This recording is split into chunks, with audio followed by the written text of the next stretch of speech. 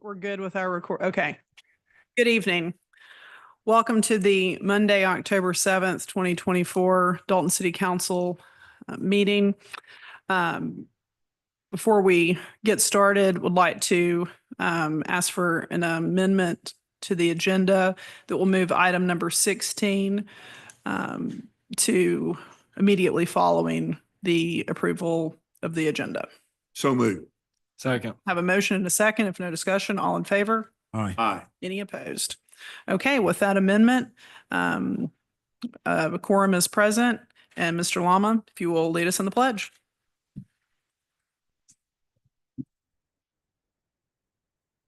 Pledge allegiance To the flag of the United States of America, to the republic which stands one nation under God, indivisible, with liberty and justice for all.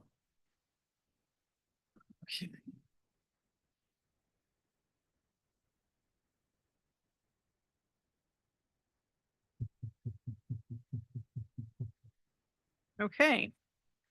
And after having amended the agenda, I would like to read Resolution 24-15 designating the Paul Belk Honorary Trailhead. I'll entertain a motion.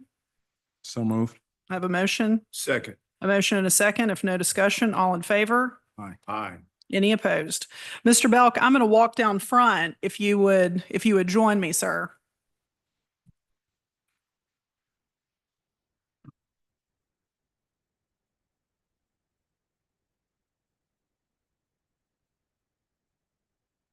We'll step right over here, okay?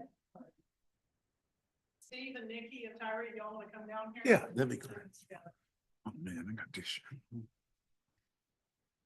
This is so exciting. I know people have been enjoying our mill line, and tonight to get to honor the gentleman that made that happen is really special for all of us and for all of Dalton to enjoy. We very much appreciate it.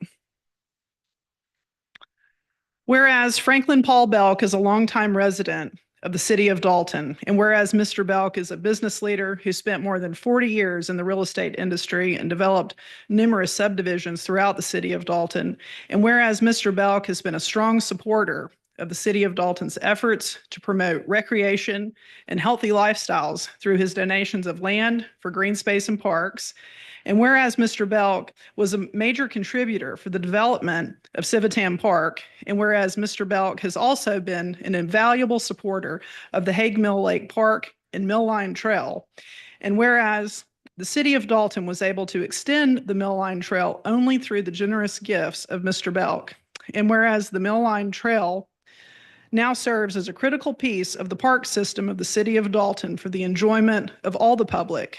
And whereas the mayor and council of the city of Dalton have determined that Mr. Belk and his generous gifts to the community are worthy of high honor and recognition. Now therefore be it resolved that the mayor and council of the city of Dalton hereby dedicate the Mill Line Trailhead on Chattanooga Avenue as the Paul Belk Honorary Trailhead. So resolved this the 7th day of October, 2024. Thank you, Mr. Belk.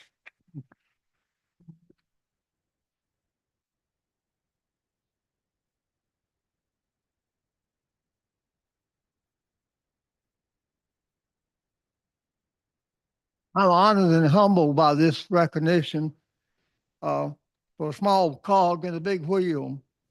Thank you, family and friends, for your presence.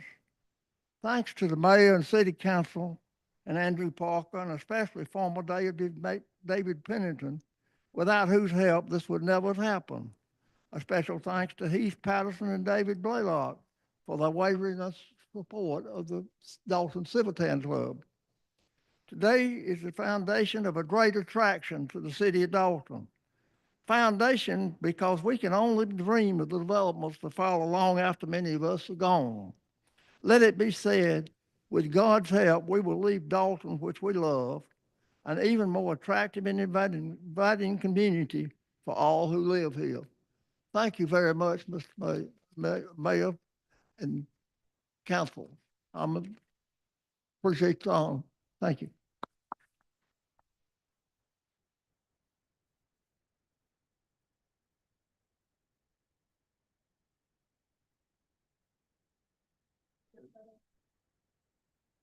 Let's get David up here.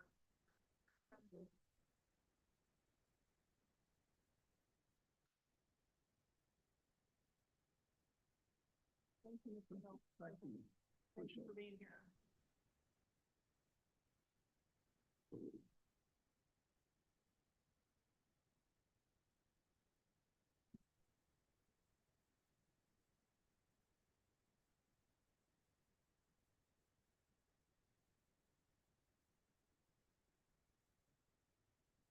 So folks, we're going to have just a few minutes and take just a brief break, and then we'll get started with our regular meeting.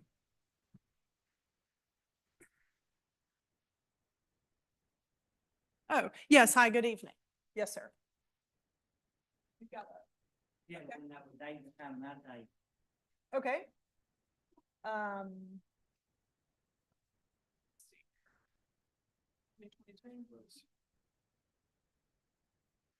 Oh, okay, sure. Sure, we can do that tonight. Well, are you wanting to do it? Can we do it, the 21st? We do it October 21st? Yeah. Okay, all right. So that will be our next meeting. So that's 2 Mondays from now. Yeah, okay. Okay, all right. Nice to meet you. Nice to meet I you, think sir. downtown there. Yes, sir, you do. Yes, sir. I did a good job. Yes, sir, and we appreciate it very much. I picked up 7 days a week. Thank you very much. She'll make people, things change. While people come down there. Yes, sir. Thank you very much. We'll see you the 21st. Thank you. Okay, thank you. See you, Bob. Okay.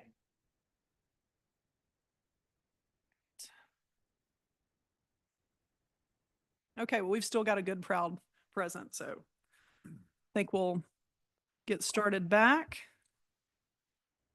All right. We've had an approval of the agenda. Is there any public commentary? Bernadette, do we have any? Okay.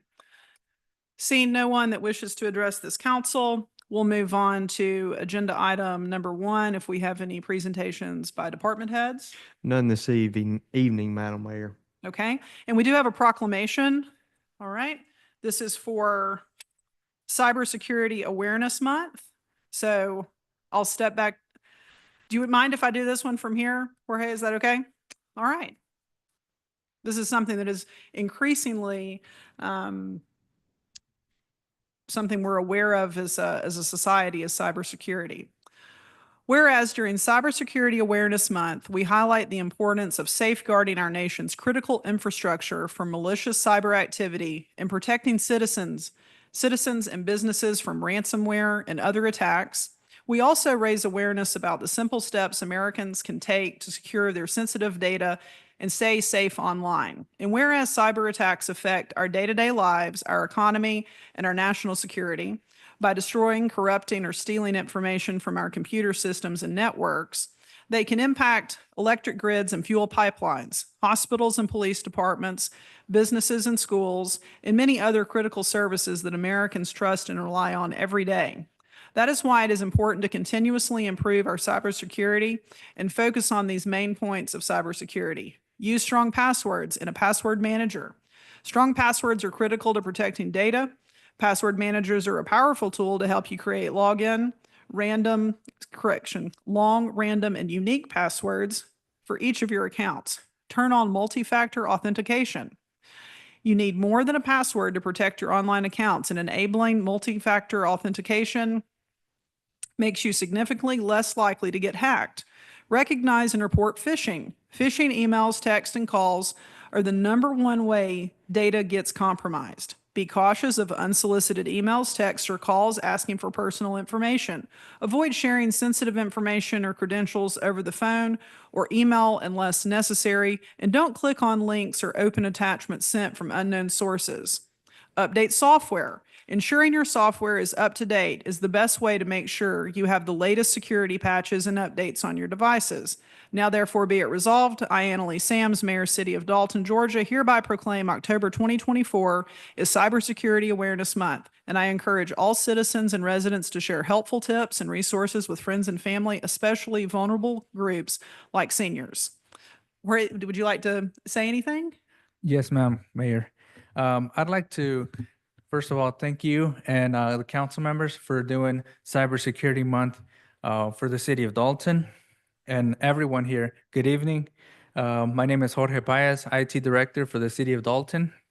Tonight, we're very excited to announce the Cybersecurity Month for the city of Dalton. It is a very important time to reflect and take time to do a self-assessment on your cybersecurity hygiene. This is very important because we are coming into an era where identity management is more important than ever. With the rise of AI-generated deepfakes, it will be more difficult to distinguish a bot from a human virtually. So I urge all the City of Dalton residents to please change your password biannually at minimum. Please take notes are like around July, 4th of July, 2 weeks prior, and then 2 weeks right before Christmas. So that way you can remember 4th of July and Christmas, just change it right before then. And then your passwords, try to get into a habit in generating long passwords, minimum of 15 characters that do not contain any dictionary words. And remember, spaces are characters. Some people forget that spaces are characters. Email accounts. It's also important to maintain at least 3 email accounts per person. That means your first one, everybody needs to have this one, your everyday newsletters, your social media. Only stick to that email account. Number 2, your professional email account. Try to have one that looks professional when putting in a resume, when you're applying for jobs, receiving utility bills. That's always very nice to have those separated, because if you do receive a phishing email on that account, you already know you don't use it for anything else other than your bills and job applications. And number 3, keep that one completely separate, only for financial institutes like your banks. If you're going to be doing any type of online banking, make sure you enable 2-factor authentication and only stick to that email address. So that way, if you receive an email address saying, please reset your password, and you receive it on your social media email accounts, you already know it's fake.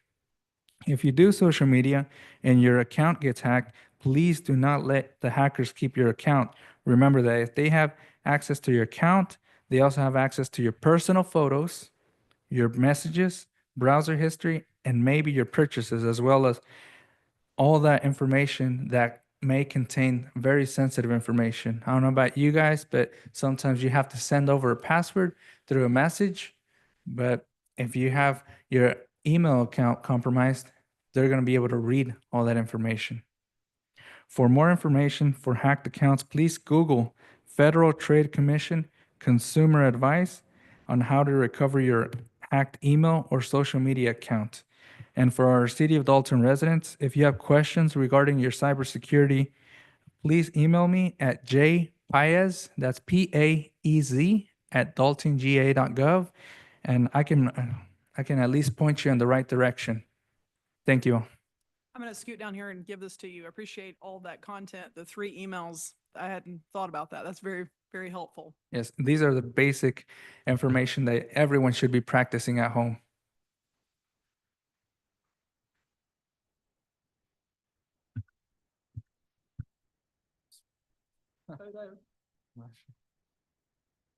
Here Oh, it is.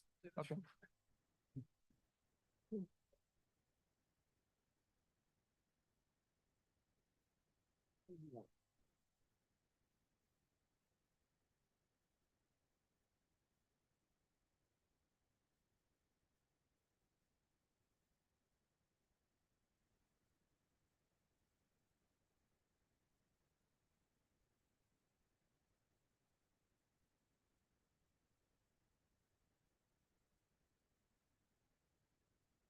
All right, council members, you have before you minutes from the September 16th mayor and council meeting. If there are no changes, I'll ask for a motion to approve. So moved. Second. A motion and a second. If no discussion, all in favor?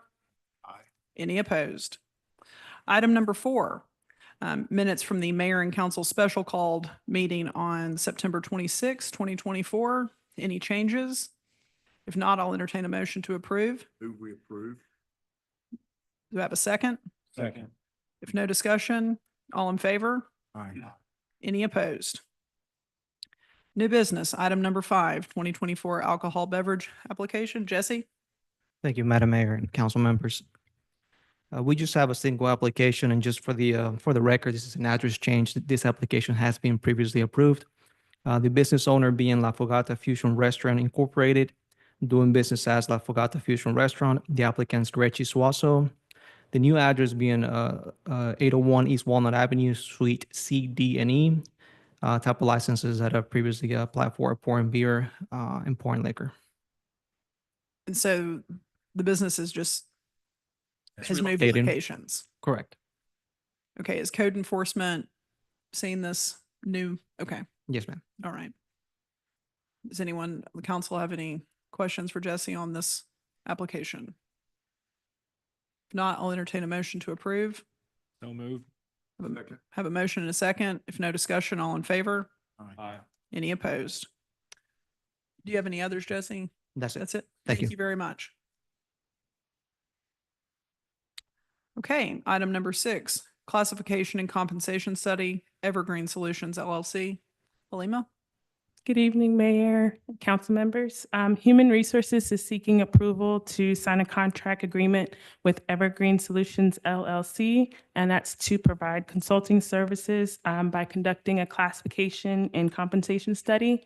So with the competitive labor market, the study will help identify and assess our current pay scale, address pay compression, and fully evaluate and provide recommendations to ensure our current jobs are properly classified.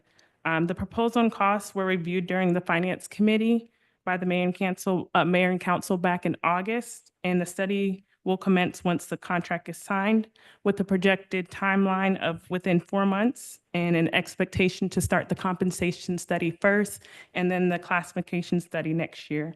The combined cost is $54,500, and the contract has also been reviewed by the city attorney. Anyone have any questions? Not, I'll entertain a motion to approve. So moved. Second. I have a motion and a second. If there is no discussion, all in favor? Aye. Any opposed? Thank you. Thank you. Item number 7, City Hall HVAC Contract Amendment number 1 with March Adams. Greg? Good evening. Actually, items 7 and 8 kind of go hand in hand. It's Okay. the cart or the horse, one or the other. But initially, when we looked to replace the heating and air system of this building, we contracted with March Adams. And their fees, they're mechanical engineers, their fees are based on what the projected costs were because they were helping us prepare the bid specification. So we didn't know what the actual cost would be. So this amendment actually is tied to number 8 now that we have the actual cost in hand. We're just amending the contract to read that it will be a percentage of the actual cost of the contract. So the bottom line is we're just amending it. So going forward, it'll be based on the actual contract and not the projected amount. Does that make sense? It does to me, maybe nobody else. Any questions of Greg? We'll vote on these separately. I'll ask for a motion to approve for item number 7. Move we approve. Do I have a second? Second. Any discussion? If not, all in favor? Aye. Any opposed? Item number 8, construction agreement with Cherokee Mechanical, Inc. for City Hall HVAC renovation and replacement. If there are any questions for Greg, would ask that you ask him now. If not, I'll entertain a motion to approve. Make a motion, we approve this contract. Second. Any discussion? All in favor? Aye. Aye. Any opposed? Okay, thanks very much. Thank Greg. you all. Item number 9, fiscal year 2024 budget amendment number 4. Cindy? Good evening, Mayor and Council. This is budget amendment number 4. It's a comprehensive budget amendment to increase actual line items for revenue and then to codify several things that have been approved by the mayor and council. It's the general fund and special revenue funds. For the general funds, we're increasing revenue $752,000. We're increasing interest income, TAVT, sales tax, sale of capital assets, donations, reimbursement of damaged property and transfer in from the Economic Development Fund. Those increased revenues will offset legal fees, 65,000, non-capitalized assets, 4,500 for the rec department, repairs at PD, 10,700, repairs at Public Works, 6,300, infrastructure, $620,000, and transfer out CIP for Public Works of 45,500. We have the Economic Development Fund. It will decrease that budgeted fund balance of $100,000, and those are revenues that we are moving into the general fund to help pay for the 902 South Hamilton infrastructure. The hotel motel, we're increasing $73,000 as overages in what we've collected so far over budget. And I think that was probably through July. We're increasing our CIP fund, $79,900. Part of that is interest income, a transfer from the general fund for the public works equipment, and sale of capital assets, $9,400. And that will actually put an increase in our budgeted fund balance of $10,500 to purchase other CIP items as needed. 2015 SPLOST fund, we're increasing interest income, and to reconcile our amounts that we've transferred from the bonded capital projects that was originally a transfer from the general fund, we're adding $129,400 to the Greenway project to shore it up to actual budget, $3,000 for Prater Alley, and then we're going to have $11,200 that we're calling unallocated, and it will be allocated as needed down the line for projects that will be funded by the 2015 SPLOST. The 2020 SPLOST fund, we're increasing interest income, $302,500. SPLOST collections, $3,458,300 to adjust it to what we've actually collected over budget. We're going to allocate, there were various projects that we allocated for 2.1 million, and then we will have unallocated funds of about 1.7 million that we will allocate as needed down as we get into some other projects. Bonded capital fund, we have $131,000 in interest, and we are reserving that for possible arbitrage payment later on down the line. Does anyone have any questions? Oh, I'm sorry. If no questions, I'll entertain a motion to approve. Move we approve. Second. Any discussion? If not, all in favor? Aye. Aye. Any opposed? Thank you, Cindy. Thank you. Item number 10, an intergovernmental transfer agreement with the city of Chatsworth. Chad? Good evening, Mayor and Council. As part of the Public Works capital outlay for equipment purchases, we received a new leaf vacuum truck to utilize during the fall months for leaf collection. Since the new leaf vacuum truck is in service, our older in-house constructed leaf collection unit is no longer needed and is considered surplus property. The city of Chatsworth, Georgia is requesting to purchase a portion of the old collection unit, which consists of the leaf collector power unit only. The agreed upon price is $6,500, which falls within the range of the fair market value as determined by the Public Works Fleet Manager. This comes with a positive recommendation from the Public Works Committee.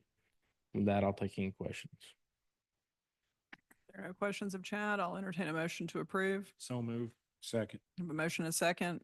If no discussion, all in favor? Aye. Any opposed? Item number 11, temporary construction easement 502 West Walden Avenue. This request is to authorize a temporary construction easement for constructing elements of the Valley Drive Channel Stabilization Project located within the property at 502 West Walnut Avenue. The work is anticipated to be completed within 6 months and will expire upon the completion of the project. With that, I'll take any questions. Are there any questions of Chad? Not, I'll entertain a motion. So moved. Second.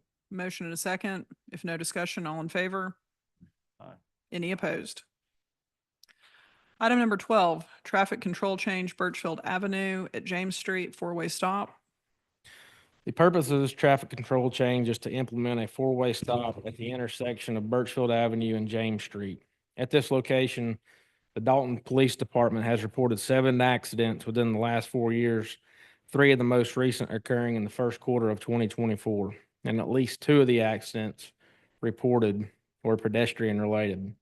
Following the guidelines of the 11th edition of the Manual for Uniform Traffic Control Devices, this intersection meets the warrant criteria for an all-way stop. And this as well comes with a positive recommendation from the Public Works Committee. Any questions of Chad? If not, I'll entertain a motion. Motion to approve. Second. Have a motion and a second. Any discussion? If not, all in favor? Aye. Any opposed? Thank you. Thanks, Chad. Okay, item number 13, GDOT contract number 47 for runway rehabilitation at the airport. Andrew? Thank you, Madam Mayor and Council. I have the next 3 items on the agenda, 13, 14, 15. They all relate to the same project. This is for the runway rehabilitation at the airport. If you recall, back in May, the mayor and council approved a tentative allocation from the federal government and the state of a total funds of $6 million with a local match of $966,666. The actual project amount is coming in at about $1 million savings. So we are looking at a total expense of $5,004,798.25. This includes 24-hour construction operations with Northwest Georgia Paving as well to minimize our operational closure of the runway and cut that in half. The local match will be approximately $816,474.20. GDOT funding contract number 47 comes with $2.465 million in federal funds and $1.7 million in state funds. The rest is a local match. So we wind up about $150,000 less than our original tentative allocation of local match funds. The city attorney has reviewed the GDOT contract. Any questions on this? No questions of Andrew. I'll entertain a motion. Motion to approve. Second. I have a motion and a second. If no discussion, all in favor? Aye. Any opposed? Item number 14, contract with Northwest Georgia Paving for runway rehabilitation at the airport. This is the contract for the construction with Northwest Georgia Paving. They were the lowest bidders. The contract comes in at $4,785,742.95. Okay. Any questions on this one? If no questions, I'll entertain a motion. So moved. Have a second. Second. If no discussion, all in favor? Aye. Aye. Any opposed? All right, item number 15, individual project order number 2 with Kimley Horn for construction admin inspection services for runway rehabilitation project at the airport. And this final one is for construction admin and inspection services with our engineer firm, Kimley Horn.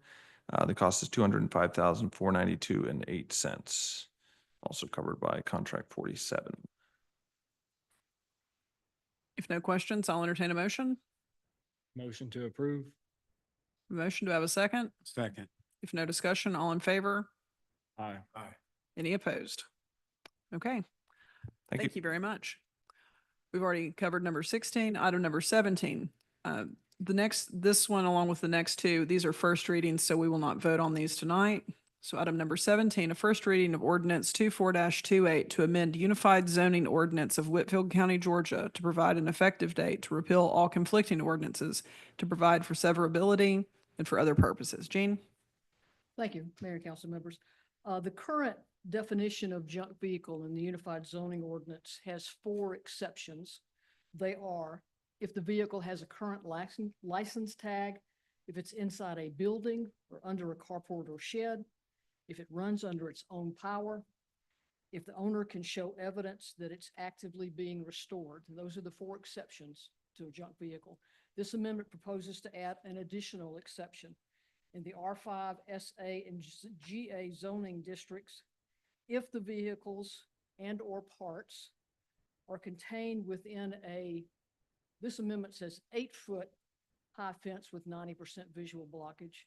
In the first reading before the Board of Commissioners, they asked to have that reduced to a 6-foot high fence with 90% visual blockage. Their second reading before the board, excuse me, before the Board of Commissioners will not be until November. The city of Varnell has not heard it yet. They wanted to wait to see what the Board of Commissioners and the city council did before they even took the matter up. But this is the first reading before you.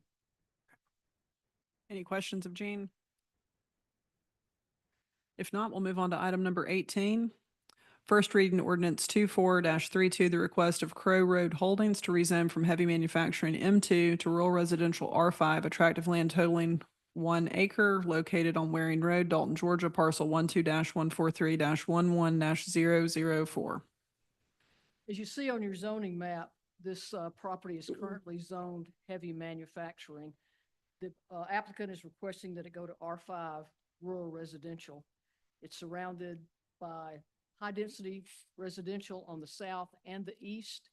The applicant stated at the Planning Commission meeting that his intention was, if it's rezoned to R5, he will subdivide the property and build as many duplexes as he can possibly build on that property if it's subdivided. He received a unanimous favorable recommendation from the Planning Commission. I have a question. He couldn't do that on R7 because it looked like it's going to create an island if it's R5. It's no R5s right there. R5 is of lesser intensity than R7, so it would not create an island, and it's much less intensive than M2, so it would not be creating an island. Even though it's no other R5. I'm sorry? Even though it's no other R5 there. That's correct. R7 is also a residential zoning district of higher intensity, so it wouldn't be creating an island. When you said, Jean, that the Planning Commission was favorable, that includes the staff assessment The too? staff also, And yes, the- ma'am, okay, the staff thank you. also gave it a favorable recommendation. Mhm. Are there any other questions of Jean? If not, we'll move on to item number 19, first reading ordinance 24-33, the request of Cody Spence to rezone from medium-density single-family residential R3 to rural residential R5, attractive land totaling 0.25 acres located at 801 Cumberland Drive, Dalton, Georgia, parcel 12-201-01-162.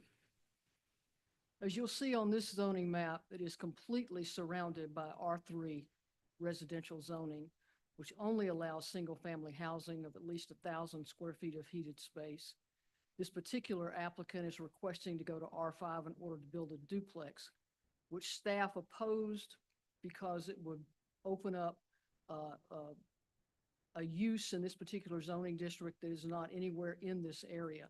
So staff gave it a negative recommendation and the Planning Commission gave it a unanimous negative recommendation. Any questions of Jean? You said this was denied. Yes, sir, it was, and the applicant accepted that. So he's anticipating that he may get a denial from the city council also. Is the applicant aware that if he does not, Yes, ma'am, he will build a single-family house there if he Okay. doesn't get approval to build a duplex. okay, thank you. Item number 20. End on a very positive note. The appointment of Maeli Meza to the Library Board to fill an unexpired 3-year term to expire March 2nd, 2026. This is to fill the unexpired term of Mrs. Bitsy McFarland. I will entertain a motion. Move we approve this point. Have a motion. Do I have a second? Second. Any discussion? If not, all in favor? Aye. Aye. Any opposed? And I don't believe Maeli's here this evening. I looked and I didn't see her. There is no other business before this council and no announcements. I'll entertain a motion to adjourn. So moved. Have a motion and a second. All in favor? Aye. All right, we are adjourned. Thank you.